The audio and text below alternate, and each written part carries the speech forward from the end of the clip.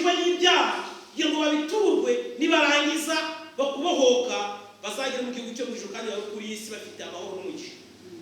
Akantu n'aka rero, umuntu ufite ibyaha aba ameze nka kwa kundi dufite utubebe twacu mu rugo, umwana mutoya kuko ababyeyi bari kunyumva, iyo umwana yineyeho akisobaho akizanga gusa akunyura yineyeho ukintu umukorera ukamufata ukamwoza ukamuhanagura ukamwoza wanishobora ukamwambika utwenda twiza umuntu ukamukumbata.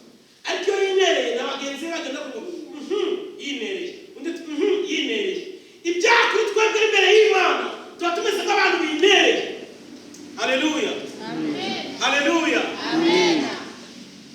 Noneho iyo umwana amaze kwinera ntabwo ise cyangwa nyina amwanga, aragenda akamuvana mu byaha byose, akamuvana rwose byose yarangiza ndetse akamusiga n'utuvuta akongera akamwambika akamushyira mu bwonko gusa akamufana.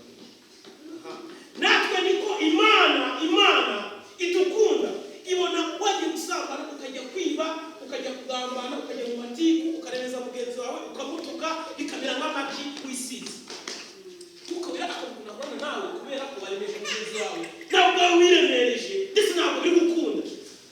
Abamarayika b'Imana bagendana nawe, tugenda n'abamarayika b'Imana mu buryo bw'ibanga. Umumarayika w'Imana yagendana nawe akumva urukunuka kubera icyaha, akumva urukunuka.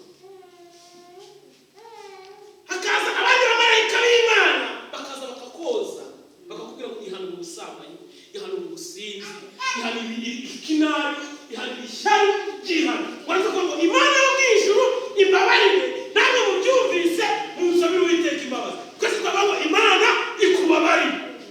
Marayika w'Imana akavanyeho ya magi akayakutana muri puberi, Imana ikabona urukundo rw'umura neza. Haleluya, amen, haleluya, amen. Maze wajya muri korali waririmbira Imana tukumva amavuta ari kuza neza kuko wa mwana wakuyeho.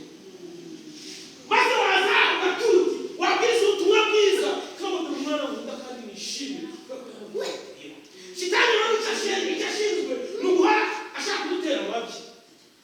Ni wowe mukozi wawe amufatanye telefone yayibye. Ayo ni amabyi y'icyasha Satani adutera ngo ubutumwa bwiza bupfube. Ariko ubutumwa bwiza bumara ikirere, ikintu kigaragaza ko abanyakiba cyangwa Etienne cyangwa mwebwe turi abakristo. Ni imbuto twera abandi batagiye gusenga. Haleluya, amen, haleluya, amen. Imbuto wera nizo zigaragaza kuri umukristo.